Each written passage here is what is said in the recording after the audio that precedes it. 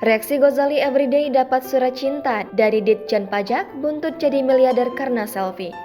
Reaksi Gozali Everyday dapat surat cinta dari Direktorat Jenderal Pajak Kementerian Keuangan usai dirinya tenar.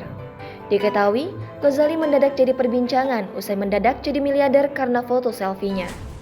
Gozali Everyday sukses meraup uang miliaran rupiah berkat penjualan ratusan foto selfie-nya sebagai produk non-fungible token. Ia menjual foto selfie-nya di marketplace NFT populer, OpenSea. Kesuksesannya pun langsung menarik perhatian Ditjen Pajak. Bahkan, Ditjen Pajak turut memberikan ucapan selamat kepada Gozali melalui akun Twitter @ditjenpajakri. Tak hanya memberikan ucapan, Ditjen Pajak juga mengingatkan Gozali untuk membayar pajak. Pasalnya dalam tweetnya, Ditjen Pajak menyematkan tautan untuk mendaftarkan nomor pokok wajib pajak.